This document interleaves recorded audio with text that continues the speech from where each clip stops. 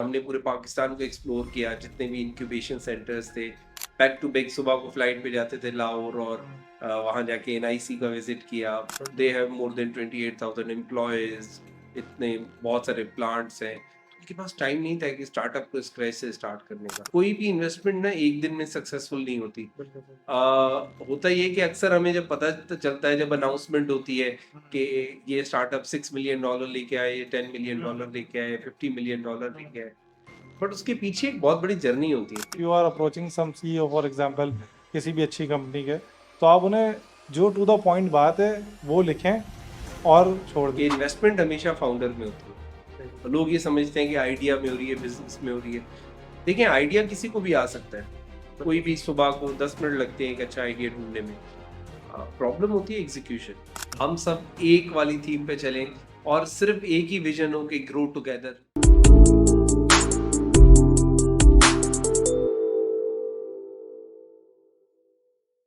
अस्सलाम वालेकुम, this is Mohammad Nabeel, को founder and CEO of exit base. आपको पता है एग्जिट बेस की पॉडकास्ट में हम इस तरह के लोग लेके आते हैं जिनके साथ हम डिस्कस करें कि किस तरह से वीसी फंडिंग होती है, स्टार्टअप कैसे ग्रो होता है। तो आज की पॉडकास्ट में भी इसी तरह के एक हमारे साथ मेहमान मौजूद हैं जिन्होंने पाकिस्तान की स्टार्टअप कम्युनिटी को ग्रो करने में बहुत ज़्यादा कंट्रीब्यूशन की है।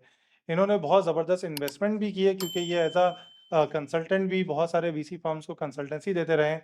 तो प्राइज हो या और आई टू आई फंड जैसे जो फंड्स हैं जो खुद दूसरों को इन्वेस्टमेंट देते हैं, तो इन्होंने भी उन फंड्स को इन्वेस्टमेंट दिए। तो इनसे जानेंगे कि किस तरह से इन्होंने चीज़ें की, इनकी क्या जर्नी रही, ताकि हम भी सीख सकें कि हम अपने स्टार्टअप में फंडिंग कैसे ले सकते हैं, वीसी वर्ल्ड काम कैसे करता है और इन्वेस्टर इन्वेस्ट करते वक्त क्या चीज़ देख रहा होता है, चाहे आप स्टार्टअप कर रहे हो चाहे अपना आप वीसी फंड बना रहे हो। तो वेलकम कपिल कुमार साहब, कैसे हैं आप? बिल्कुल ठीक, thank you so much for having me. और बड़ा ही ज़बरदस्त आपने इनिशिएटिव लिया है। आज कम्युनिकेशन का दौर है, तो दिस इज़ द बेस्ट। बिल्कुल ऐसे ही है। कपिल भाई, thank you very much for joining. आपको मैंने इतनी दूर से आप चल के आए। सबसे पहले अपना थोड़ा सा इंट्रोडक्शन बताएं कि किस तरह से स्टार्टअप और ये वीसी वर्ल्ड के अंदर आप आए। देखिए, ये एक इत्तेफ़ाक था और बड़ा ज़बरदस्त इत्तेफ़ाक था। इन 2016 I was working with a leading IT company of Pakistan. तो मुझे मौका मिला आर्टिस्टिक ग्रुप से मिलने का। इससे पहले भी मैं एक इंक्लाइन तो था स्टार्टअप्स की तरफ, क्योंकि मैं जब एमबीए कर रहा था तो बहुत ख्वाहिश थी कि अपना एक ऑनलाइन ग्रोसरी स्टोर बनाऊं। तो उस वक्त ये होता था कि लोगों को समझ ही नहीं आती थी कि ये स्टार्टअप होता क्या है। मैं जहाँ भी जाके बोलता था तो बहुत डिस्करेजमेंट मिलती थी। मेरे टीचर ने भी बोला था कि ऑनलाइन ग्रोसरी, मतलब ये कैसे होगा। ये बात है 2012 की। हाँ, 2012 में तो उस वक्त कुछ भी नहीं था। और उसके बाद एक स्टार्टअप आया था ताज़ा मार्ट के नाम से। बिल्कुल ऐसे। तो मेरा आइडिया वैलिडेट हुआ था। मैंने घर वालों को जाके बोला, टीचर को भी बोला कि एक स्टार्टअप आ गया है जिसकी मैं बात कर रहा था। तो ये एक इंक्लाइनमेंट तो थी। तो हुआ ये कि 2016 में जब मैं आर्टिस्टिक ग्रुप से मिला, तो आर्टिस्टिक ग्रुप को भी इस पूरे स्टार्टअप इकोसिस्टम का पार्ट बनना था। बहुत सारी हमको आईटी कंपनीज बनानी थी, इन्वेस्टमेंट करनी थी। तो एक बहुत ज़बरदस्त जर्नी रही हमारी। और हमने पूरे पाकिस्तान को एक्सप्लोर किया, जितने भी इंक्यूबेशन सेंटर्स थे। बैक टू बैक सुबह को फ्लाइट पे जाते थे लाहौर, और वहाँ जाके एनआईसी का विजिट किया, प्लान 9 का विजिट किया, एनआईसी इस्लामाबाद गए। तो हंटिंग एक रहती थी कि जी अच्छे स्टार्टअप्स देखने।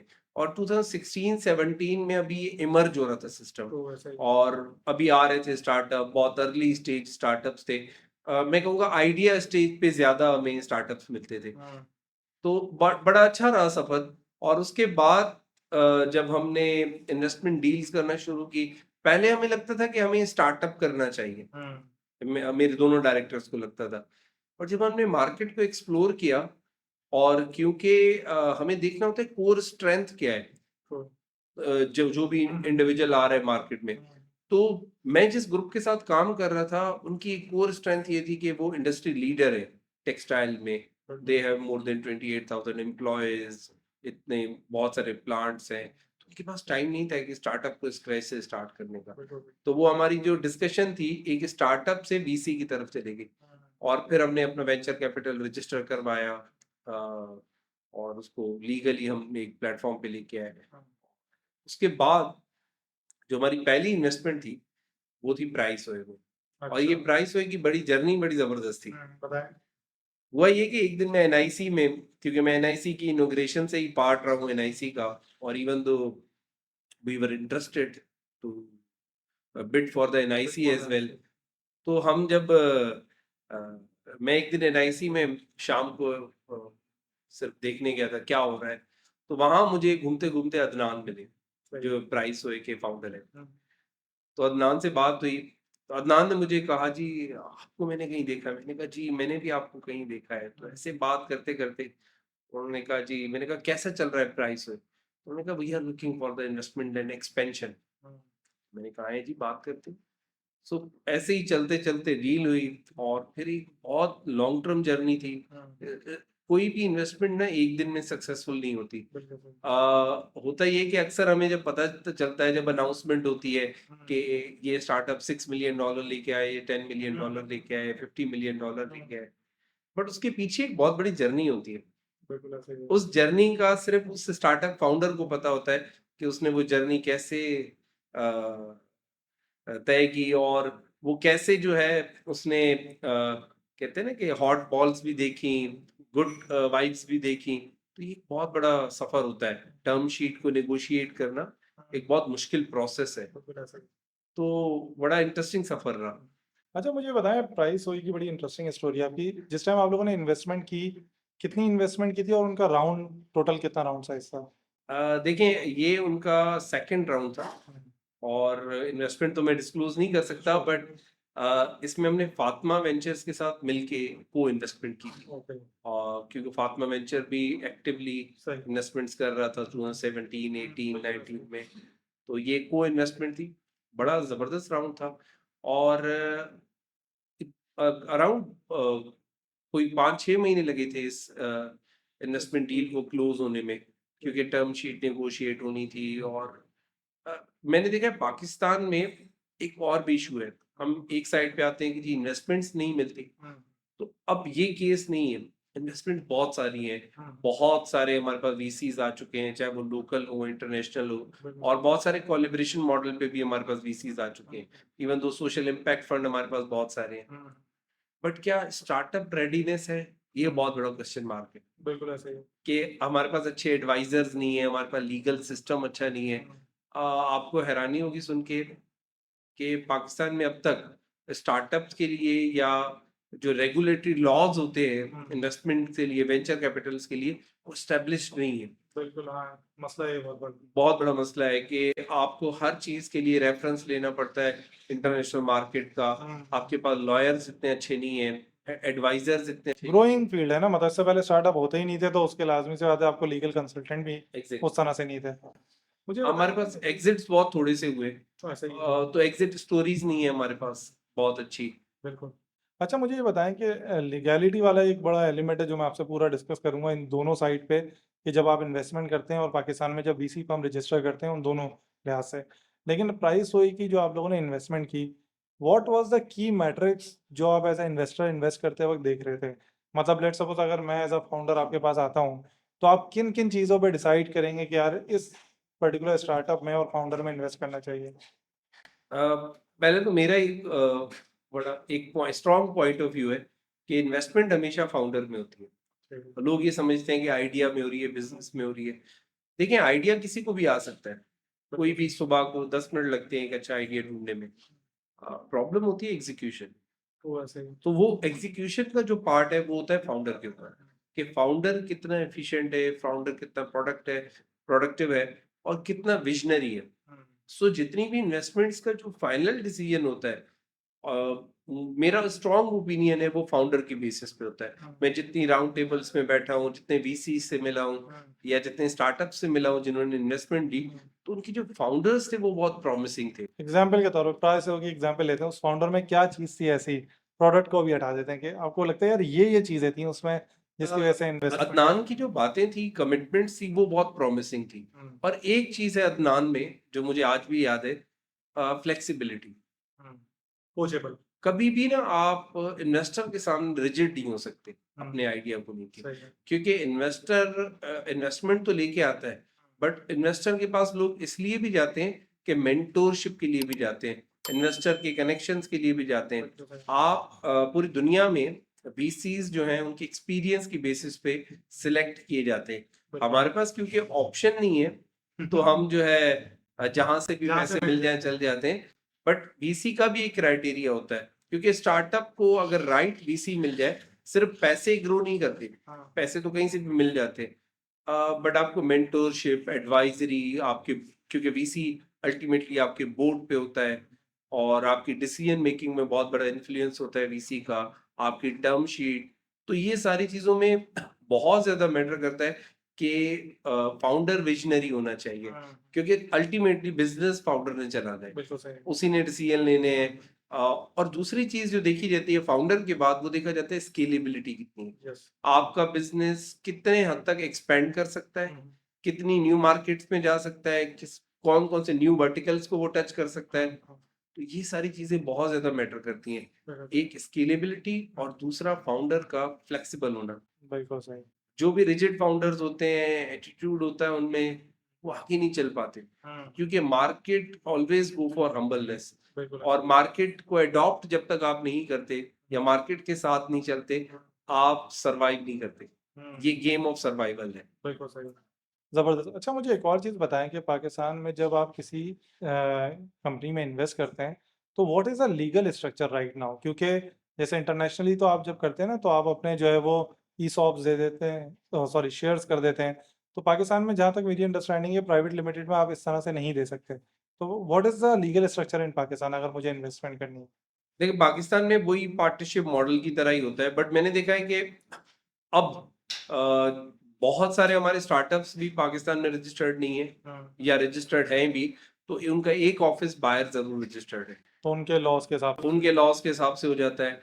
वीसीज भी इसी तरह, दो तीन वीसीज ही हैं जो लोकली रजिस्टर्ड है, अदरवाइज आपको सारे वीसीज बाहर रजिस्टर्ड मिलेंगे, डेलावेयर में, या बहुत सारी जितनी भी ऐसी स्टेट्स हैं जहाँ पर ईज ऑफ डूइंग बिजनेस है, या वीसीज के लिए ईज है, तो आपको वहां मिलेंगे, क्योंकि वहां के लॉज भी स्टेब्लिश्ड हैं, वहां की पॉलिसीज भी स्टेब्लिश्ड हैं। तो हमारे यहाँ पाकिस्तान में जो लोकल इन्वेस्टमेंट्स होती हैं, ऐसा नहीं है कि वीसीज के अलावा और इन्वेस्टमेंट्स ही नहीं होती है इस इकोसिस्टम में, बिजनेस में और भी इन्वेस्टमेंट्स होती हैं, but most of the time वो पार्टनरशिप मॉडल पे होती हैं। और अगर हम किसी प्राइवेट लिमिटेड कंपनी में इन्वेस्टमेंट होती है, तो वो शेयर मॉडल पे होती है, उसको उतने शेयर दे दिए जाते हैं जितनी इन्वेस्टमेंट है या जितनी इक्विटी प्रॉमिस हुई है। बिल्कुल सही। तो हमारे पास कुछ लॉयर्स हैं, एडवाइजर्स हैं, ऐसा नहीं अब मार्केट स्टैब्लिश हो रही है, बिल्कुल अब 8-10 साल हो चुके हैं पाकिस्तान में इस इकोसिस्टम को आए हुए।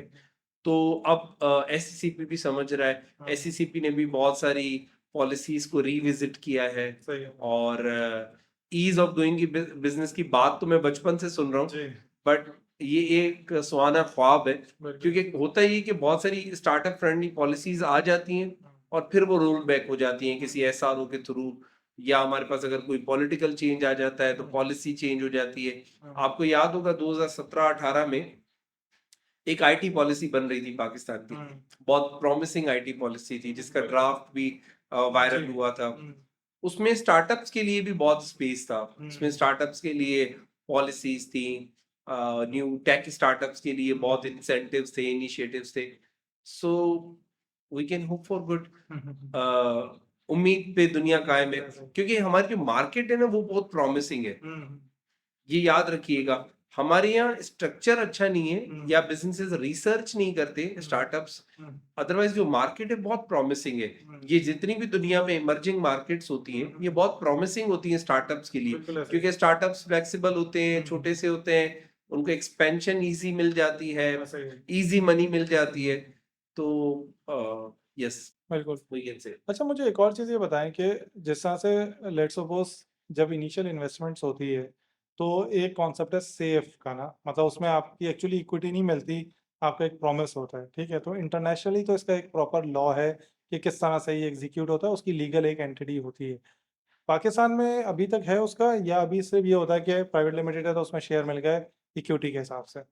पाकिस्तान में अभी मुझे सुनने में मिला था, I am not sure exactly, कि 2-3 सेफ मॉडल पे इन्वेस्टमेंट्स हुई हैं। सेफ में होता ये कि इक्विटी हम डिसाइड नहीं करते एट द अपफ्रंट, बाद में लेटर ऑन स्टेज पे इक्विटी डिसाइड होती है। उसके 2-3 रीजंस होते हैं। अक्सर ये भी रीजन होता है कि स्टार्टअप बहुत इनिशियल स्टेज पे है, अभी हम बहुत प्री सेल्स स्टेज पे हैं, क्योंकि रेवेन्यूज नहीं है, सेल्स नहीं है, ट्रैक्शन नहीं है, तो इक्विटी को डिसाइड करना या वैल्यूएशन को डिसाइड करना बहुत मुश्किल हो जाता है। तो इसीलिए सेफ मॉडल पे, और दुनिया में बहुत सारी ऐसी इन्वेस्टमेंट्स हैं बहुत बड़ी बड़ी टेक कंपनीज में जो सेफ मॉडल पे हुई थी और सक्सेसफुल थी। सो हमारे यहाँ क्योंकि अप फ्रंट ही आपको इक्विटी चाहिए होती है, वैल्यूएशन चाहिए होती है, तो इसीलिए सेफ मॉडल को कम जो है लिया जाता है या अडॉप्ट किया जाता है, अदरवाइज इक्विटी मॉडल पे ज्यादा। पाकिस्तान में इस टाइम वैल्यूएशन किस तरह से करे कोई स्टार्टअप अगर है, लेट्स सपोज मैं आता हूँ आपके पास, एक वीसी फंड जो आपके उसके के मुझे फंडिंग चाहिए फॉर एग्जांपल $2 लाख, तो वो how do you evaluate the startup? As such हमारे पास कोई बहुत एक्सटेंसिव स्ट्रक्चर नहीं बने हुए वैल्यूएशन के लिए, बट यस इसको हम कहते हैं रेफरेंस मॉडल पे भी होता है कि आप किस मार्केट को सर्व कर रहे हैं, आप किन पैरामीटर्स पे काम कर रहे हैं, आपके पास कितना कस्टमर बेस है या पोटेंशियली हो सकता है। फिर हम देखते हैं कि आपके जो नियरेस्ट रीजन्स हैं, लाइक इंडिया के बहुत सारे स्टार्टअप्स हैं या इंडिया का जो मार्केट है वो हमारी तरह है, कस्टमर प्रोफाइल भी सेम है, इन्वेस्टर प्रोफाइल भी सेम है बहुत, और तो हम देखते हैं सिमिलर स्टार्टअप्स जो रीजन में हैं उनकी वैल्यूएशन क्या थी, उनके पास कितना कस्टमर बेस था।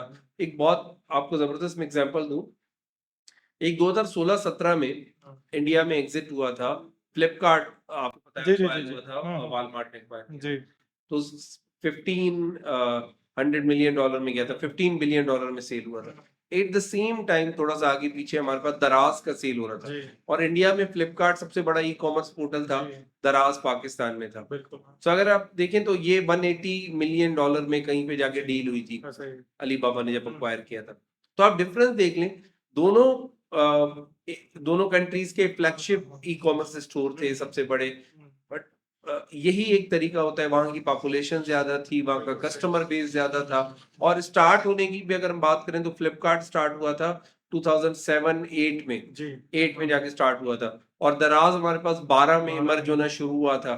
तो ये जो ड्यूरेशन है, कस्टमर बेस है, कितनी ट्रैक्शन है, कितने विजिटर्स है वेबसाइट पे, तो ये सारे पैरामीटर्स को देख के वैल्यूएशन निकाली जाती है बिल्कुल सही दुनिया में। अच्छे जो स्टैब्लिश इकोनॉमीज हमारे पास इकोनॉमीज के अलावा स्टैब्लिश स्टार्टअप्स होते हैं, उनकी वैल्यूएशन निकालना बहुत इजी होती है। बिल्कुल ऐसा जो ही। आइडिया स्टेज पे स्टार्टअप्स होते हाँ हैं या मेरा प्री सवाल यही था कि अब ये तो चले आपके पास नंबर्स है ना, लेकिन लेट्स सपोज कोई एक साथ ऐसा बंदा आता है जिसने अभी स्टार्ट किया, प्रोडक्ट बन गया समहाउ, लेकिन अभी बाकी चीज़ें ऐसे नहीं है, ना रेवेन्यू एज सच है, ना प्रॉफिट, जैसे रेवेन्यू नहीं है तो प्रॉफिटेबिलिटी भी नहीं है, तो लेकिन उसे ग्रो करने के लिए मॉडल इस तरह का है कि उसे ग्रो करने के लिए चाहिए पैसे, तो उस केस में क्या करेंगे? मैं अपनी पहली बात पे आऊंगा कि मैंने कहा ना कि रेफरेंस मॉडल से हम देखते हैं कि इसी वर्टिकल में और कौन से स्टार्टअप्स हैं जो दुनिया में काम कर रहे हैं। ऐसा बिल्कुल भी नहीं होता, दुनिया में लोग कहते हैं कि I am the first ever in the world, और या मैं पहला हूं पाकिस्तान में, ये अक्सर मुझे स्टार्टअप कॉम्पिटिशन्स में हर जगह सुनने को मिलता है। बट मुझे लगता है कि लेक ऑफ रिसर्च है, स्टार्टअप्स रिसर्च नहीं करते, उनके जैसे बहुत सारे होते हैं। बिल्कुल ऐसा ही। हो सकता है वो सिमिलर नाम से ना दे रहे हो, वो सर्विस को किसी और तरह से प्रेजेंट कर रहे हो, बट सिमिलर आइडिया पे काम कर रहे होते हैं। तो हमने देखना होता है कि इसी वर्टिकल में और कौन से स्टार्टअप्स काम कर रहे हैं, उनकी क्या मार्केट है। क्योंकि देखिए प्रोजेक्शन या जो भी हम फोरकास्टिंग बनाते हैं अपने स्टार्टअप्स की या किसी भी नॉर्मल बिजनेस की, वो भी इसी बेसिस पे बनाते हैं कि जी मार्केट में लेट सपोज अगर मेरी कोला कंपनी है तो एक्स कोला की कितनी सेल हो रही है, बिल्कुल सही है। कितने कंज्यूमर्स हैं, कितनी स्टैब्लिश मार्केट है। इसी तरह किसी भी प्रोडक्ट के लिए अनटिल और अनलेस वो बिल्कुल कोई दुनिया में न्यू टेक्नोलॉजी ना हो, हम निकाल सकते हैं इजीली बिल्कुल सही। कि ऑलरेडी इस वर्टिकल में कितनी सेल हो रही है। आपको ये डेटा इजीली इंटरनेट से, कंपनी से मिल जाता है या एसोसिएशंस की रिपोर्ट से मिल जाता है। अगर मैं एक कार कंपनी लॉन्च कर रहा हूँ तो पाकिस्तान में जितनी भी कार कंपनीज हैं इनका डेटा पामा की वेबसाइट पे अवेलेबल है। आपको पर डे की सेल भी मिल जाएगी, पर मंथ की सेल भी मिल जाएगी, वेरिएंट वाइज भी मिल जाएगी। तो एक अंदाजा तो आप कर सकते हैं ना कि 1000 सीसी की कितनी कार्स पाकिस्तान में सेल होती है, और फिर आप अपने प्रोडक्ट को इवेल्युएट करते हैं, बेंचमार्किंग करनी होती है। एक्चुअली हमारे पास एक और भी इशू है बहुत क्रिटिकल इशू है, इस पे मैं जरूर बात करना चाहूंगा। हम बेंचमार्किंग नहीं करते। बेंचमार्किंग का मतलब ये होता है कि आप अपने प्रोडक्ट को सही से इवेल्युएट करें और उसको किसी न किसी प्रोडक्ट से बेंचमार्क करें। बिल्कुल सही है, हाँ। क्योंकि बेंचमार्क नहीं आपको करेंगे पता होगा ना कि भाई तो आप ये what is फोरकास्ट the- कैसे करेंगे? बिल्कुल सही। अगर मुझे 1000 सीसी की कैटेगरी में कार लॉन्च करनी है तो पाकिस्तान में ऑलरेडी कितनी गाड़ियां हैं 1000 सीसी की कैटेगरी में? बिल्कुल सही। कितनी है आप बताएं मुझे? I don't know. 2 गाड़ियां हैं सिर्फ। अच्छा, तो आप उन्हीं के साथ बेंचमार्किंग बिल्कुल कर सही है, हाँ, सकते ठीक है। हैं। अगर आप 1300 सीसी की कैटेगरी में जाते हैं तो बहुत सारी बहुत गाड़ियां हैं। सारी, ठीक है। उन सब पे आप फिर देखते हैं कि आप किसके क्लोज जाके बेंचमार्किंग कर सकते बिल्कुल सही है, यानी कि ये कि अगर हमने लेट सपोज जिस तरह से हम प्राइसिंग करते हैं इसको सिंपली अगर मैं ले लूँ कि जो भी मेरे प्रोडक्ट है या सर्विसेज में सेल कर रहा हूँ तो उसकी जो प्राइसिंग रखता हूँ तो मैं कंपेटिटर एनालिसिस करता हूँ कि उसके बेसिस पर डिसाइड करता हूँ कि यार सारे बंदे अगर $500 चार्ज कर रहे हैं तो ऐसा नहीं हो सकता कि मैं $700 चार्ज करूँ। तो बिजनेस वैल्यूएशन भी somehow reference base kind of हैं। इसी से रेफरेंस लें कि आप प्राइसिंग में जब एनालिसिस करते हैं, मैं कहता हूँ प्रोडक्ट में भी एनालिसिस करें बिल्कुल, हाँ, कि सही। क्या आपका प्रोडक्ट उनके इक्विवेलेंट है। बिल्कुल सही। होता ये है कि कभी कभी आपका प्रोडक्ट बहुत बुरा होता है जी, बट क्योंकि सब लोग 20 रुपए का बेच रहे हैं तो आप कहते हैं मुझे भी 20 रुपए का सेल करना है। जी, हाँ, ऐसा नहीं हो ऐसा नहीं हो सकता, बिल्कुल ऐसे ही है। आपका क्वालिटी product- भी उसी तरह से वो प्रोडक्ट की क्वालिटी मतलब बेंचमार्किंग जो है सिर्फ प्राइसिंग में नहीं है बल्कि जी, क्वालिटी ऑफ द प्रोडक्ट में भी होना जरूरी और है। आपके लिए फिर फोरकास्टिंग करना भी इजी हो जाती है बिल्कुल सही है। और सब कुछ इजी हो जाता है आपके लिए, वैल्यूएशन भी इजी हो जाती है। सो प्रोडक्ट की और अपने स्टार्टअप की बेंचमार्किंग करना बहुत जरूरी है। और आप लोग अक्सर कहते हैं कि ये काम इन्वेस्टर करे।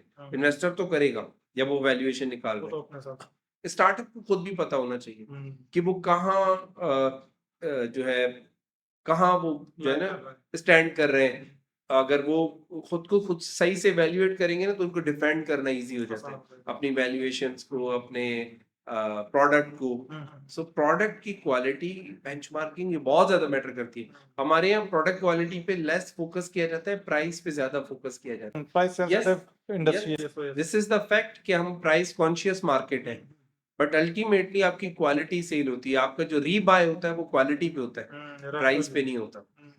अगर मेरा एक्सपीरियंस बुरा होता है, आपका कम प्राइस का प्रोडक्ट मैंने खरीद लिया, बुरा एक्सपीरियंस हुआ, तो अगली मर्तबा मैं हाई प्राइस पे जाऊंगा और आपको दोबारा ट्राई भी नहीं करूंगा। सो ये बेंचमार्किंग करना और अपने प्रोडक्ट को समझना, इसको कहते हैं प्रोडक्ट। एक होती है कस्टमर प्रोफाइलिंग, एक होती है प्रोडक्ट प्रोफाइलिंग। ये दोनों चीजें करना बहुत जरूरी होती है स्टार्टअप के लिए।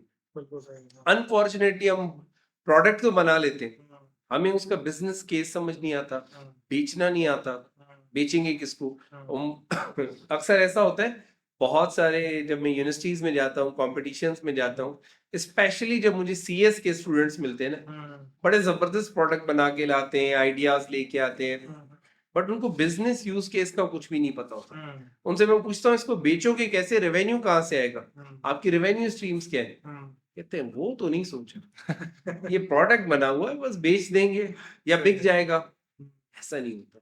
आपको ये प्रोफाइलिंग करना बहुत जरूरी है कि इसकी यूज केसेस क्या है। आपको पता है एक एक प्रोडक्ट के 10-10 यूज केसेस होते हैं अगर आप इसको सही से वैल्यूएट करें। आप डिफरेंट मार्केट्स में, डिफरेंट वर्टिकल्स में आप उसको सेल कर सकते हैं, डिफरेंट कस्टमर प्रोफाइल्स को सेल कर सकते हैं बट उसके लिए पहले खुद समझना होता है। बिल्कुल, यानी कि in depth research of the product and then buyer persona is really important. हमारे यहाँ रिसर्च एंड डेवलपमेंट पे बिल्कुल भी बड़ी कॉर्पोरेशंस भी काम नहीं करती।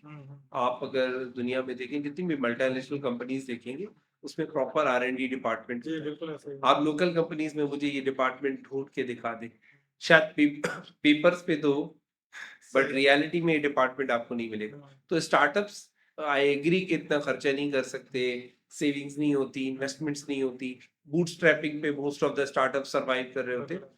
बट थोड़ी बहुत तो अब तो रिसर्च करना बहुत आसान हो गया है, पहले मुश्किल होता था, मार्केट जाना पड़ता था। अब आपकी आधी रिसर्च मोबाइल पे हो जाती है। अच्छा, बहुत सारे ऐसे मार्केट्स हैं पाकिस्तान में जिनका डेटा उस तरह से अवेलेबल नहीं है, जैसे कार्स है ना, इस तरह की इंडस्ट्रीज है, मोबाइल है, इस तरह की, इसके डेटा बहुत ज़्यादा अवेलेबल है। लेकिन कुछ इंडस्ट्रीज हैं जिनका डेटा आप ढूंढते रह जाएं, वो नहीं मिलता। तो उस केस में स्टार्टअप क्या करे, छोड़ दे?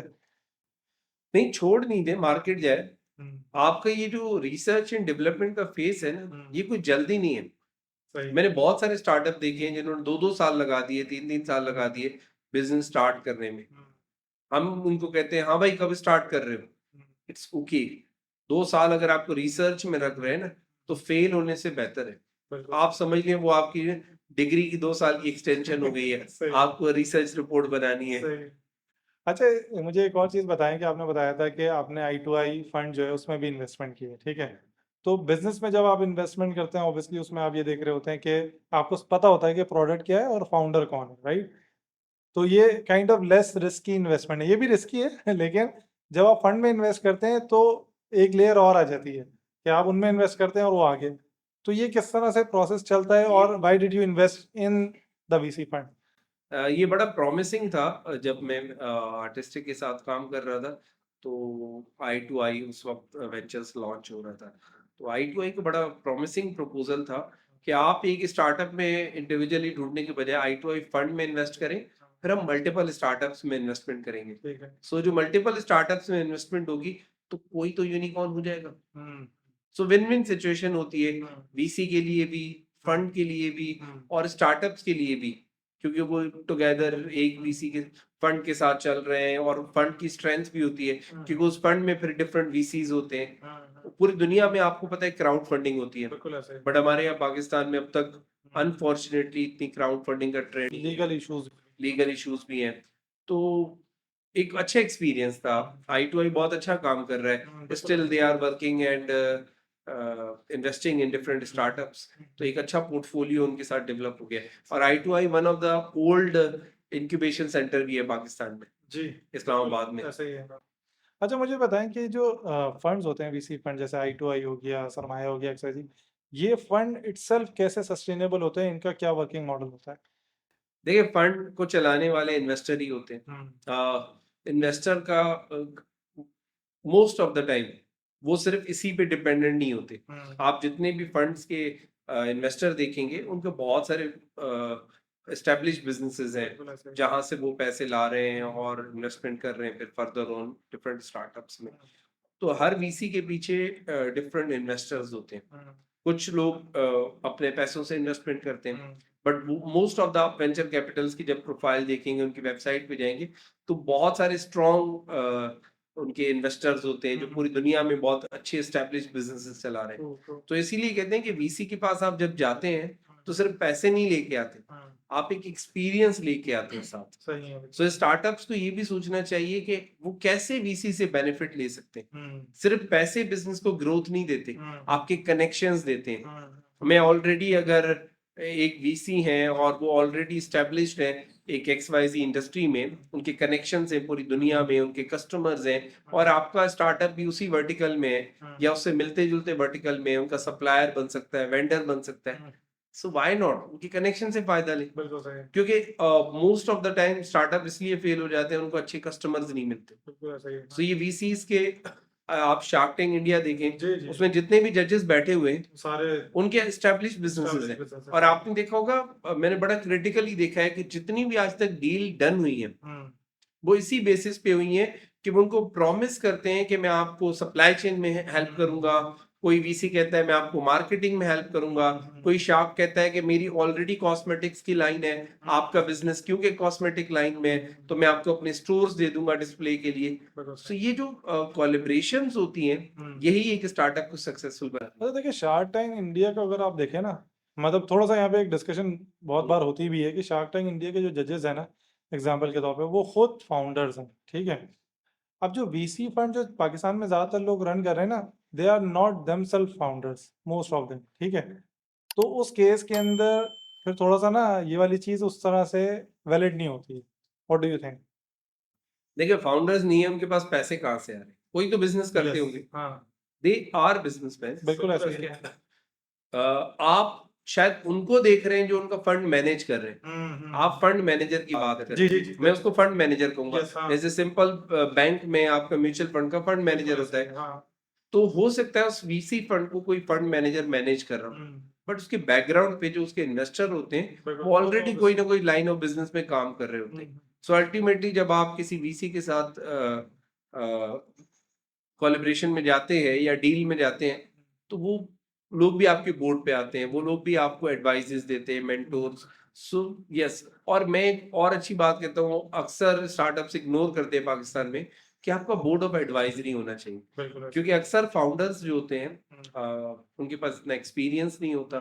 एक उनके पास प्रॉमिसिंग आइडिया तो होता है, प्रोडक्ट होता है, बट उनके पास एक्सपीरियंस नहीं है, मार्केट कनेक्शंस नहीं है। तो वो जो एडवाइजर्स होते हैं वो आपका वो वाला जो गैप है वो फिल कर रहे होते हैं। देखिए वैसे अगर आपको सीईओ बनना हो तो 20-25 साल लगते हैं, आपको एक जर्नी से आना पड़ता है, एक्सपीरियंसेस करने पड़ते हैं, आप डिफरेंट पोजीशंस पे काम करते हैं, फिर जाके सीईओ बनते हैं। हमारे पास बच्चा ग्रेजुएट होता है, अगले दिन अगर उसने कोई बेसिक आइडिया भी क्रिएट कर दिया है तो उसका स्टेटस लिखा होता है फाउंडर एंड सीईओ। मैं बहुत डिसएग्रीमेंट करता हूँ, आप फाउंडर तक रहें, सीईओ तक ना जाए। ये जो सीईओ के लिए जो बेंचमार्किंग है एक्सपीरियंस है, क्योंकि मैं एचआर कंसल्टेंट हूँ और एचआर में काम करता रहा हूँ, तो मुझे बहुत इख्तलाफ है। हो सकता है बहुत सारे लोग डिसएग्री करें, बट सीईओ बनने के लिए एक एक्सपीरियंस चाहिए होता है, एक जर्नी होती है पूरी। वो आप जर्नी जब तक तय नहीं करेंगे तो आप खुद को सीईओ क्लेम नहीं कर सकते। तो फाउंडर तक ही रहें। और वो जो सीईओ वाला गैप है ना, आप अच्छे एडवाइजर लेके अपने बोर्ड पे 3-4 एडवाइजर लेके फ्री में भी मिल जाते हैं पाकिस्तान में, हमारे पास बहुत अच्छे अच्छा लोग मैं हैं। एक और सवाल ये पूछना था, यही ना कि जैसे इंटरनेशनली ना एक kind of fix thumb rule है कि अगर आपने एडवाइजर को किसी को ऑन बोर्ड लेना है तो आप लेट्स सपोज वीकली या मंथली आर्ली सेट हो जाता है आपका, और एक परसेंटेज फिक्स होती है, इक्विटी में इतनी मिल जाएगी। पाकिस्तान में अभी तक इसका कोई फिक्स रूल नहीं है। मैंने ये भी देखा है कि बहुत अच्छे लोग भी हैं जो फ्री में कर देते हैं आपको, बहुत टाइम भी देते हैं। कुछ ऐसे हैं जो स्टार्टअप बेचारे को चाहते हैं कि सारा एडवाइजरी में वो ले लें। तो as a startup founder advisor select करते वक्त किन चीज़ों का ख्याल रखना चाहिए, और अगर इक्विटी देनी ही पड़े तो व्हाट डू यू थिंक यार इतनी इक्विटी एडवाइजर का बनता है? देखिए इक्विटी मैं नहीं कहूंगा कि एडवाइजर को इक्विटी देनी चाहिए, मैं डिसएग्री करता हूँ इस मॉडल से। बट अगर हम वही बात करें तो पाकिस्तान में, क्योंकि स्टार्टअप्स के पास, छोटे स्टार्टअप्स के पास अक्सर पैसे नहीं होते, तो वो कहते हैं यार चलो हम वो सेफ मॉडल पे चलते हैं और अभी आप मुझे सर्विसेज दे दें, एडवाइजरी दे दें, जब पैसे होंगे तो हम आपको इक्विटी शेयर दे देंगे 2-3% जो भी हुआ। बट ये सारी चीजें कमिटेड होनी चाहिए, पेपर पे होनी चाहिए। मैंने पाकिस्तान में अब तक 2016 से अब तक का अगर मैं एक्सपीरियंस बताऊं तो कोई 50-60 स्टार्टअप फेल होते देखे हैं जो बड़े प्रॉमिस थे। वो सिर्फ इसीलिए फेल हुए कि उनमें फाउंडर कॉन्फ्लिक्ट था। ये जो फाउंडर कॉन्फ्लिक्ट है ना, ये बहुत बड़ा रीजन है। ये जो डाइवोर्स होता है ये बहुत खतरनाक होता है, आपका स्टार्टअप बर्बाद हो जाता है।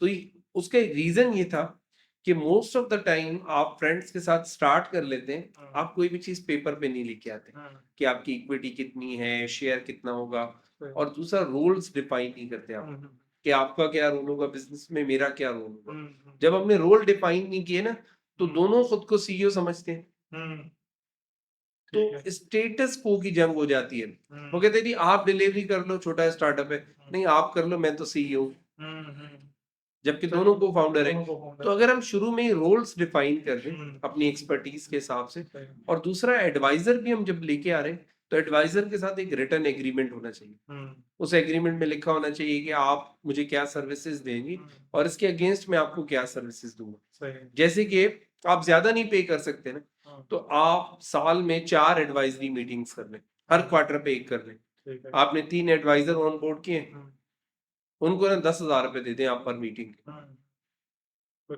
As a token of appreciation. हो सकता है उनका टाइम बहुत ज्यादा वैल्यू करता हो, बट आप उनको कहें जी हम हर मीटिंग में ना आपको 10,000 रुपीज पे, बट वो जो इनसाइट्स हैं, वो जो वैल्यूएबल आपको गाइडेंस मिल रही है, उनको फिर पेपर पे लेके आए, उसके मिनट्स बनाएं, फिर उसको फॉलो करें, फिर आप ऑनलाइन फॉलो अप मीटिंग्स कर सकते हैं।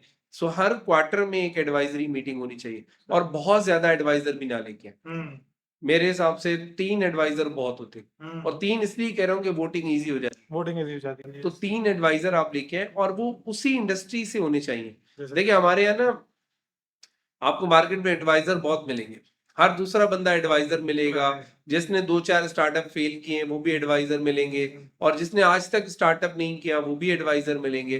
तो एडवाइजर अपना केयरफुली चूज करें, और ये भी जरूरी नहीं है कि वो जो आपका एडवाइजर है वो स्टार्टअप इकोसिस्टम से, वो कोई बिजनेस प्रोफेशनल हो सकता है। लेट सपोज अगर आप सप्लाई चेन के बिजनेस में काम कर रहे हैं, आपका स्टार्टअप सप्लाई चेन लॉजिस्टिक्स पे बेस करता है, तो किसी इंडस्ट्री से कोई सप्लाई चेन एक्सपर्ट अपने बोर्ड पे लेके आए, क्योंकि उनके पास इंडस्ट्री का एक्सपीरियंस होगा, उनको पता होगा आपको मोल्ड कहाँ से बन के मिलेंगे, उनको पता होगा कि आपको वेयर हाउस कहाँ मिलेगा। बिल्कुल सही।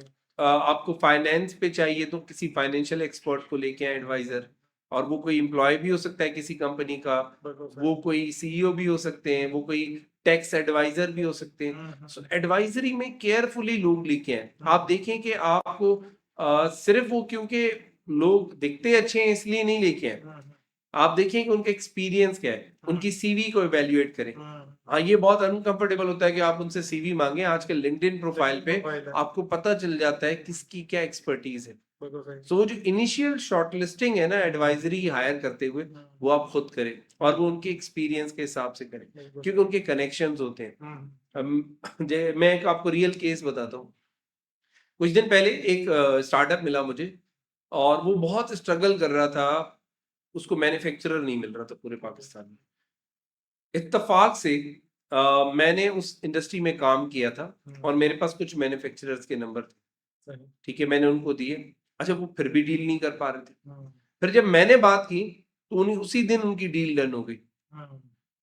सही। तो मैंने कहा अगर आप पहले से इसी इंडस्ट्री से किसी सप्लाई चेन वाले से कांटेक्ट करते, वो इजीली आपकी डील डन करवा देते। बिल्कुल ऐसा ही है। ये तो मैंने ऐसे ही चलते चलते डील डन करवाई। तो ऐसे आपको हजारों लोग मिलेंगे। बिल्कुल ऐसा। आपने अच्छा एडवाइजर नहीं बना रहे तो मेंटोर जरूर बने, वो फ्री में बन जाते हैं फ्री में एटलीस्ट। बन जाते हैं। तो उन मेंटोर से मंथली मीटअप्स कर लें। आप वैसे भी तो मीटअप्स करते हैं ना, कॉफी डेट्स होती है, तो वो कॉफी डेट मेंटोर के साथ कर लें। बिल्कुल सही। उसमें उनसे पूछें जनाब मुझे बताएं कैसे चलेगा, क्या होगा, तो वो नोट्स बने। और दूसरा, स्टार्टअप फाउंडर्स ना हमारे पास 2-4 महीने काम करने के बाद समझते हैं कि हमें सब पता है। देखिए, लर्निंग लाइफ लॉन्ग होती है। बिल्कुल ऐसे ही। आपको पूरी जिंदगी सीखना होता है। ये नहीं होता कि आप 4 दिन में ना सब कुछ सीख गए। बिल्कुल ऐसे ही। और स्पेशली मैंने देखा है कि जिन स्टार्टअप्स को इन्वेस्टमेंट मिल जाती है, फिर वो बात ही नहीं करते किसी से।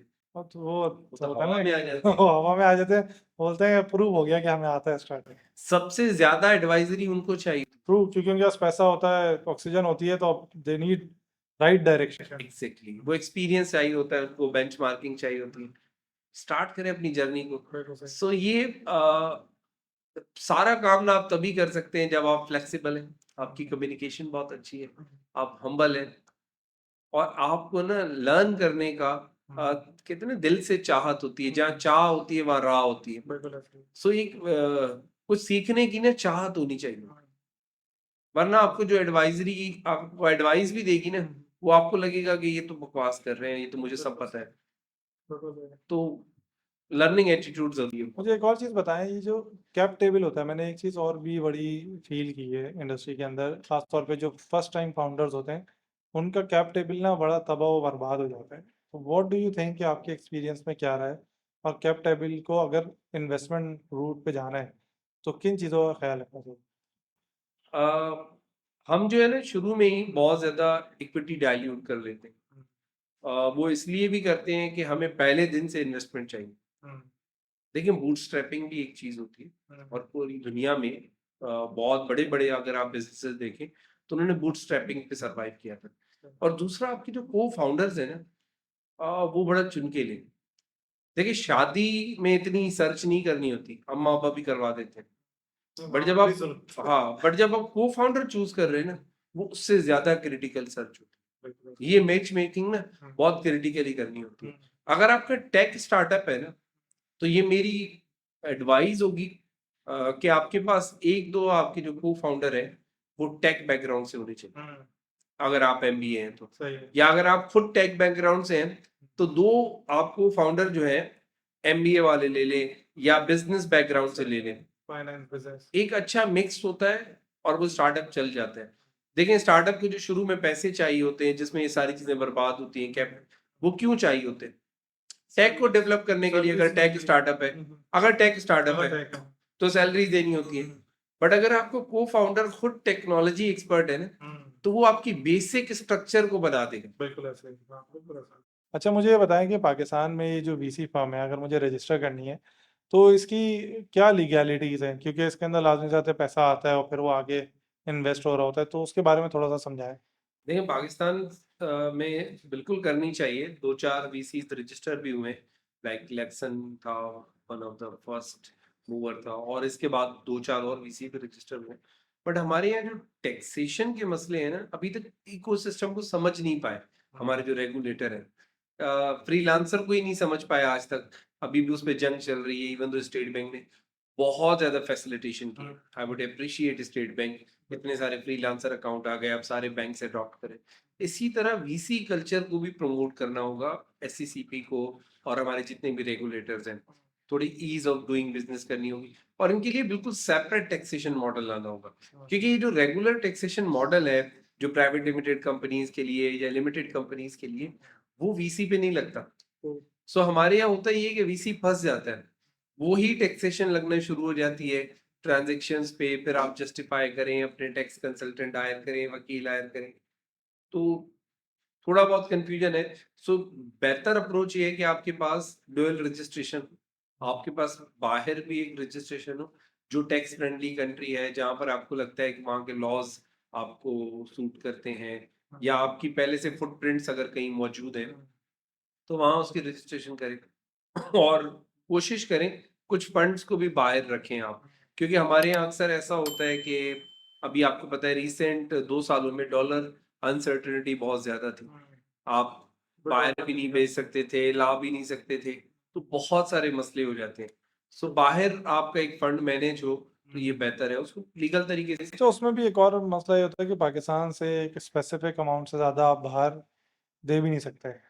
तो लेट सपोज ये उसके लिए तो अच्छा है कि अगर आपका वीसी या इन्वेस्टर जो है वो बाहर से पैसे भेज रहा है, फिर तो ठीक है कि आपने बाहरी फंड बनाया, जो यहाँ पे इन्वेस्टमेंट करनी है वो भेजी और बाकी अपने पास रखें।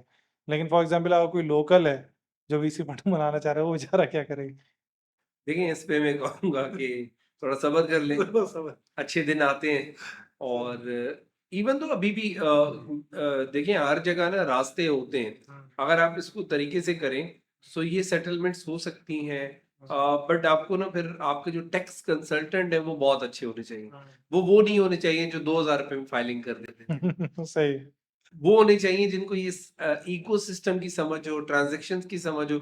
हमारे यहाँ मैंने देखा है ये सारे काम वकील कर रहे होते हैं। इसके लिए स्पेशली टैक्स कंसल्टेंट्स होते हैं, चार्टर्ड अकाउंटेंट्स होते हैं जो इन ट्रांजैक्शंस को समझते हैं। तो बहुत सारे स्टार्टअप्स या लोकल जो इन्वेस्टर्स होते हैं उन बेचारों के पास या तो इतने अलग से पैसे नहीं होते कि ये जो टैक्स कंसल्टेंट्स हैं इनकी फी दे पाए। देखिए अगर बिजनेस करना है तो आपको स्ट्रक्चर बनाना पड़ेगा। बिल्कुल ऐसे ही। आपके कंसल्टेंट भी, जो हम थोड़ी देर पहले बात कर रहे थे, एडवाइजर भी अच्छे होने चाहिए, कंसल्टेंट भी अच्छे होने चाहिए, पूरा एक मैकेनिज्म होना चाहिए। अब ऐसा नहीं होता कि आप बहुत अच्छा प्रोडक्ट बना लें जो कोल्ड चेन में चलता है जी। और फिर उसको आप रिक्शा में बेच दें। सो हम करते ही यही हैं अपने प्रोडक्ट के साथ। सो आपको फिर वो कोल्ड चेन पहले मेंटेन करनी पड़ती है, प्रोडक्ट बाद में बनाना पड़ता है। तो अगर आप ऐसा कुछ करना चाहते हैं सो स्टिल हमारे सिस्टम में गुंजाइश है इसकी। आप बना सकते हैं local crowd funds, VCs, but उसके लिए आपकी लीगल सिस्टम बहुत अच्छा होना चाहिए। पहले आप लीगल सिस्टम को स्टडी करें, रिसर्च करें और फिर उसके बाद आप मार्केट में। बिल्कुल सही है। अच्छा, ये तो वीसी और स्टार्टअप फंडिंग की बात हो गई। रिसेंटली आपने एक फाउंडर स्पेस के नाम से एक काफ़ी बड़ी कम्युनिटी और बड़े कम टाइम में बना ली, और उस कम्युनिटी में मैं देख रहा हूँ कि मेरे ख्याल से पाकिस्तान का हर बड़ा आईटी कंपनी ओनर या टेक्नोलॉजी रिलेटेड स्टार्टअप जो है उनके फाउंडर्स वहाँ पे। तो ये फाउंडर स्पेस एक्चुअली है क्या, क्यों बनाई है, what is your vision, what is your goal? 8-9 साल से मुझे ऐसा लगता था कि हम साइलोज में काम कर रहे हैं। कुछ लोग वहाँ काम कर रहे हैं, काम बहुत सारे लोग कर रहे हैं, अच्छा काम कर रहे हैं। हज़ारों ग्रुप्स बने हुए हैं, आपको हर दूसरा ग्रुप मिलेगा जहाँ जी। सुबह गुड मॉर्निंग, गुड नाइट के मैसेजेस भी आते हैं, फॉरवर्ड मैसेजेस भी आते हैं। सो मैंने कहा वैसे ही हम इतने एग्ज़ॉस्ट से गुज़र रहे हैं, तो वहाँ कुछ अच्छा क्यों ना लेके आएँ? तो मैं और मेरे को-फाउंडर्स जो इस स्टार्टअप के साथ हैं, इस इनिशिएटिव के साथ हैं, मैं इसको स्टार्टअप के बजाय एक कम्युनिटी कहूँगा। तो इस कम्युनिटी के जो मेरे पार्टनर्स हैं, हम एक दिन एक ऐसे ही स्टार्टअप इवेंट में बैठे थे। तो वहाँ ऐसा हो रहा था कि हम ना डिफरेंट को-फाउंडर से मिल रहे थे, फाउंडर से मिल रहे थे, उनकी स्टोरीज़ थी, उनकी प्रॉब्लम्स थे। तो वो पूरा दिन नेटवर्किंग का था। अभी रिसेंटली एक इवेंट हुआ था 2 महीने पहले। तो वहाँ ना जब मैं बहुत सारे लोगों से मिला तो कुछ नए लोग भी मिले, कुछ तो पुराने लोग थे जो बहुत अरसे से मिलते हैं। उन नए लोगों को कोई नहीं जानता था। वो बहुत अच्छा काम कर रहे हैं। उसमें से कुछ ऐसे फाउंडर भी थे प्रॉमिसिंग जो इन्वेस्टमेंट्स भी लेके आए। अच्छा। उनको सप्लायर नहीं मिल रहे थे। तो थोड़ी देर बाद कोई बैठ जाता था, सर मुझे बताएँ ये क्या करूँ, इसका क्या करूँ? मुझे लगा कोई ऐसी कम्युनिटी नहीं है जो सबके लिए हो। अगर एनआईसीज की कम्युनिटीज हैं तो वो सेपरेट हैं, एनआईसी के इनक्यूबेटर्स के लिए बहुत अच्छा काम कर रहे हैं, अमेजिंग कंट्रीब्यूशन कर रहे हैं। और हमारे पास जो वीसीज हैं उनकी कम्युनिटीज बनी हुई है, या अगर मैं कहूँ कुछ और इंक्यूबेशन सेंटर्स हैं कराची में, एक्सेलरेटर्स हैं, उनकी भी स्पेसिफिक कम्युनिटीज बनी हुई हैं। फिर एक और मसला भी था जो नॉट टू बी ऑफेंसिव, पुल के इस पार वाले लोग, पुल के उस पार वाले लोग, फिर कुछ टॉप यूनिवर्सिटीज वाले लोग, फॉरेन ग्रेजुएट्स, सबके अलग अलग ग्रुप से। सो हमने वहीं बैठ के रिसर्च की कि क्या हम कोई ऐसी कम्युनिटी बना सकते हैं जहाँ सब एक हो, हम सब एक वाली थीम पे चलें और सिर्फ एक ही विजन हो कि ग्रो टुगेदर। तो मैंने कुछ जब वहां पर स्टार्टअप फाउंडर्स से बात की कि क्या आप ऐसी कम्युनिटी में आना चाहेंगे, मैंने कहा why not, we would love to. So हुआ ये कि जब हमने इस कम्युनिटी को एस्टेब्लिश किया, एक व्हाट्सएप ग्रुप बनाया, तो शाम तक कोई 150-200 फाउंडर्स हमारे पास आ चुके थे। सो उस वक्त हमें वैलिडेशन मिली और समझ आया कि नहीं, जरूरत है। और आज अल्हम्दुलिल्लाह ये जो टाइम गुजरा है तो बहुत सारे वीसीज भी हमारे साथ हैं जो इस इनिशिएटिव में हमें सपोर्ट कर रहे हैं।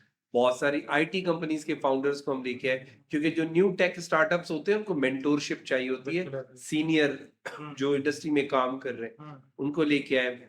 फिर हमें लगा नहीं, टैक्सेशन के इश्यूज आ रहे हैं, हम कुछ टॉप के टैक्स कंसल्टेंट्स को लेके आए ग्रुप में। फिर हमें लगा नहीं, वीसीज भी होने चाहिए, फिर हम वीसीज को लेके आए। सो इस तरह करते करते एक बहुत अच्छी कम्युनिटी डेवलप हो गई। मुझे ऐसा लगता था कि शायद हमें शेयरिंग एंड केयरिंग बचपन में सिखाई तो जाती, हम करते नहीं, और ये एक हकीकत भी है। बट इस कम्युनिटी में आके ऐसा नहीं लगा। मैंने जो ये विजन देखा है लोगों का, शेयरिंग एंड केयरिंग का, कोई कुछ भी लिखता है 10 लोग उसको रिस्पॉन्ड करते हैं। तो मुझे लगता है ये जो हमारा इमर्जिंग इकोसिस्टम है, इमर्जिंग स्टार्टअप इकोसिस्टम है, अभी तक स्टैब्लिश नहीं हुआ। इसको सपोर्ट चाहिए, और एक सपोर्ट होती है गवर्नमेंट की तरफ से, और एक होती है आपस में मिलके काम करने की, कोलैबोरेशन करने की। अगर हम सब लोग रेस में भागेंगे अलग अलग डायरेक्शन में, तो शायद किसी की भी डेस्टिनेशन नहीं आएगी। बिल्कुल ऐसे ही। हाँ, अगर हम सब लोग एक डेस्टिनेशन में भागेंगे ना, तो शायद किसी की डेस्टिनेशन तो आ जाएगी। सो ग्रोइंग टुगेदर का एक कॉन्सेप्ट था, उसी कॉन्सेप्ट पे हमने ये फाउंडर स्पेस बनाया। और जो मेरे साथ इसमें सपोर्ट कर रहे हैं, जो मेरे कम्युनिटी पार्टनर्स हैं, एंजल इमदाद है, मानूर रिजवान है, जवेरिया है, लारेब है, उनकी भी सेम कंट्रीब्यूशन है। और मैंने देखा वो मुझसे ज्यादा एक्साइटेड होकर इस पे काम कर रहे होते हैं। तो और क्योंकि ये फाउंडर ड्रिवन ग्रुप है, ये जितने भी मेरे साथ कम्युनिटी पार्टनर हैं, इनके अपने बहुत अच्छे स्टार्टअप्स हैं। Prime minister award winner startups भी हैं, तो कोई इंटरनेशनल अवार्ड विनर स्टार्टअप है, कोई इन्वायरमेंट पे काम कर रहा है, कोई एड एजेंसीज पे काम कर रहा है। तो एक डाइवर्स एक्सपीरियंस है इन जितने भी मेरे पास कम्युनिटी पार्टनर्स हैं। और मैं शुरू से बिलीव करता था डाइवर्सिटी भी होनी चाहिए और इंक्लूजन भी होनी चाहिए। सो हमने इसी बिलीव पे ये ग्रुप फॉर्म किया। हम डिफरेंट रिलीजन से हैं सब फाउंडर्स, हम डिफरेंट बैकग्राउंड से हैं, हम डिफरेंट एजुकेशनल बैकग्राउंड से, हम डिफरेंट यूनिवर्सिटीज से हैं। हमारे पास टॉप टियर यूनिवर्सिटीज के स्टूडेंट भी हैं और लो टियर यूनिवर्सिटी के स्टूडेंट भी हैं। मैं खुद लो टियर यूनिवर्सिटी से पढ़ा हूँ। तो अच्छा लगता है कम्युनिटी में रह के। सो कम्युनिटी यही होती है कि हम एक जगह पे हैं, एक प्लेटफॉर्म पे हैं। आप देखें पहले मोहल्ले कम्युनिटी होती थी, आपको जब कोई काम होता था तो आप बाहर मोहल्ले में निकलते थे, आवाज देते थे। अब वो कम्युनिटीज फिजिकल से वर्चुअल पे आ गई। सो अब कम्युनिटी का यही कॉन्सेप्ट है। कम्युनिटी का मतलब ये नहीं है कि हम कोई बहुत बड़ी टेक कंपनी हो, कुछ और हो। कम्युनिटी यही होती है जहाँ 4 लोग मिलके बैठें और एक दूसरे को हेल्प करें, और वो लाइक माइंडेड होना बहुत जरूरी है। सो इस फाउंडर स्पेस पे आपको जितने भी फाउंडर्स मिलेंगे या प्रोफेशनल्स मिलेंगे, वो लाइक माइंडेड है। मैं तो देख रहा था बहुत सारे सीईओज हैं जो टॉप कंपनीज के किसी को टाइम नहीं देते और ग्रुप में बड़ा अच्छा रिस्पॉन्स कर रहे हैं। मैं भी ये देख रहा सो शेयरिंग करनी है हमारे लोगों को। हम ऐसे ही बदनाम है कि हम टाइम नहीं देते किसी को, सीईओज मीटिंग नहीं करते। आप जब भी किसी को प्रोफेशनली अप्रोच करें, वो आपको जरूर रिस्पॉन्स। इसमें ये होता है कि एक जो चीज़ है ना, मैं इस पॉडकास्ट में बताना चाहूँगा कि जो रिस्पांस नहीं होता ना, वो ये होता है कि आप सलाम हाउ आर यू लिख के छोड़ देते हैं। मतलब मेरे ख्याल से होना ये चाहिए कि if you are approaching some CEO for example किसी भी अच्छी कंपनी के, तो आप उन्हें जो टू द पॉइंट बात है वो लिखें और छोड़ दें। ज़्यादा देखिए 4 चीजें होती है। कि हु आई एम, मुझे क्या काम है, बिल्कुल आप हेल्प कर सकते हैं, बिल्कुल और अगर हाँ तो प्लीज रिस्पॉन्ड। बिल्कुल ऐसे ही। तो प्रोफेशनली वो आपको अगर रिस्पॉन्ड कर सकते हैं, अगर उनके बस में। और कभी कभी ऐसा भी होता है कि आप जिसको अप्रोच कर रहे हैं जरूरी नहीं है कि वो आपकी मदद कर पाए। बिल्कुल ऐसे ही। सो उनको स्पेस देना चाहिए, उनसे लड़ना नहीं चाहिए कि आपसे मैंने जी हेल्प मांगी आपने नहीं दी। सही हो सकता है उनकी कोई मजबूरी हो, उनके पास टाइम ना हो या कनेक्शन ही ना हो, बिल्कुल ऐसे ही। हाँ तो आप दूसरी मर्तबा भी स्माइल से बात करें। हम एक ही मर्तबा किसी को टेस्ट करते हैं। मैं कहता हूँ कभी भी किसी दोस्त को, कम्युनिटी पार्टनर को, रिश्तेदार को एक मर्तबा नहीं आजमाना चाहिए, जी बार बार मौका देना चाहिए। क्योंकि देखिए ये लाइफ है, ये रुकती नहीं है, ये चलनी है हमारे साथ। हाँ, सही है। सो कभी किसी की मजबूरी भी होती है। सो हम तो दुश्मनियां ले लेते हैं, अगर किसी से पैसे मांगे वो ना दे तो हम कहते हैं जी इससे तो बात ही नहीं करनी। बिल्कुल ऐसे ही। सो ये फेयर डील्स हैं। बिल्कुल ये कम्युनिटी डील्स जितनी भी होती हैं फेयर डील्स होती हैं। आप रोड पे गिर जाते हैं, आपको कोई जानता भी नहीं, आपको हाथ दे के उठाता है। बिल्कुल ऐसे ही। सो ये ही पावर होती है कम्युनिटी की। और बहुत सारे आपको ऐसे मुआशरे भी मिलेंगे, कोई आपको हाथ देने भी नहीं आता, आप गिरे पड़े होते हैं। सो हमने देखा है कि हमारी सोसाइटी में लोग एक दूसरे की हेल्प करते हैं। बिल्कुल ऐसे ही। सो इस कम्युनिटी का एक ही विजन है, एक ही मिशन है। हमने कोई कमाना नहीं है, हमने कोई पैसे कमाने के लिए कम्युनिटी नहीं बनाई। हमारा सिर्फ एक ही विजन था कि हम साथ में ग्रो सब। सो एक ही विजन है, एक सेफ स्पेस हो और ग्रो टुगेदर की थीम हो। तो उसी थीम पे चल रहे हैं सक्सेसफुली। और मुझे इतनी खुशी हुई, 2-4 दिन पहले हम एक वीसी से मिले, वो हमें अप्रिशिएट कर रहे थे, कहते यार मैं 2015 से ऐसी कम्युनिटी बनाना चाह रहा हूँ। अच्छा सही। तो मैं सोच ही रहा था, मैंने कहा चले आप सोच रहे थे हमने बना दी। तो इसी तरह जितने भी लोगों से हम मिले हैं ना, तो उन्होंने अप्रिशिएट किया और उन्होंने कंट्रीब्यूट किया। मैं उनकी सबकी सच्चे दिल से कदर करता हूँ जो लोग कंट्रीब्यूट कर रहे हैं। हो सकता है कहीं मैं काम आ सकता हूँ, कहीं आप काम आ सकते हैं। So this is how we all can grow together. बिल्कुल ऐसे ही है। नहीं, thank you very much Kapil भाई for your time. Last final words for the audience, specially for the founders. देखिए फाउंडर्स को बस इतना ही कहूंगा कि कोशिश करें रिसर्च पे ज्यादा फोकस करें। आज हम जहाँ जा रहे हैं, जिस टाइम से गुजर रहे हैं, बहुत मुश्किल टाइम है। और याद रखिएगा जब भी मुश्किल टाइम होता है तो उसके साथ एक अपॉर्चुनिटी होती है, और वो अपॉर्चुनिटी ऐसे ही नहीं मिल जाती। उसके लिए आपको रिसर्च करनी पड़ती है, प्रॉब्लम्स को आइडेंटिफाई करना पड़ता है, स्मार्ट सॉल्यूशंस निकालने पड़ते हैं। तो दोबारा से जरा स्लीव्स को ऊपर करें, जाएं जरा बिल्डिंग की छत पे, देखें शहर को, उसमें क्या प्रॉब्लम्स हैं, क्या सॉल्यूशंस अवेलेबल हैं, क्या बेस्ट सॉल्यूशंस को मिला के हम एक सॉल्यूशन बना सकते हैं। और हो सकता है आप अकेले इस रेस में, अगेन मैं कहूंगा, ना विन करें, तो आप कोलैब करें। बहुत सारे स्टार्टअप्स हैं, किसी के पास कोई एक्सपर्टीज है, किसी के पास कोई और एक्सपर्टीज है। अगर आप ये एक मिल के कम्युनिटी बना दें और एक कोलैबोरेटिव मॉडल बना दें, तो शायद आप ज्यादा सक्सेसफुल हो। सो एक ही मैसेज है, मिल के काम करें। बिल्कुल सही है। Thank you very much Kapil भाई फॉर योर टाइम। आप लोगों को आज वीसी वर्ल्ड के बारे में, स्टार्टअप इन्वेस्टमेंट के बारे में, और खासतौर पे स्टार्टअप फाउंडर कम्युनिटी जो है, ये इसे फाउंडर स्पेस का नाम दिया है, ये बहुत ही अमेजिंग कम्युनिटी है। इसके अंदर मैं खुद भी हूँ, तो इसको भी ज्वाइन करें। इसका लिंक जो है मैं अपने डिस्क्रिप्शन में दूंगा। और इस तरह के अमेजिंग पॉडकास्ट सुनने के लिए हमारे चैनल को सब्सक्राइब करें, लाइक करें, अपने दोस्तों के साथ शेयर करें। क्योंकि पाकिस्तान में वैसी ही इतनी ज़्यादा आप समझ लें कि नेगेटिविटी है, तो उसमें अगर इस तरह की पॉजिटिव चीज़ें हम शेयर करें और एक दूसरे को हेल्प करें, तो हम पाकिस्तान को मिलकर ग्रो कर सकते हैं। Thank you very much. अपना बहुत ज़्यादा ख्याल रखिएगा। इंशाल्लाह नेक्स्ट पॉडकास्ट में किसी और अच्छे फाउंडर या वीसी के साथ हम आपके साथ आएंगे, ताकि आप और हम साथ मिलके कुछ ना कुछ नया सीख सकें। अस्सलाम वालेकुम।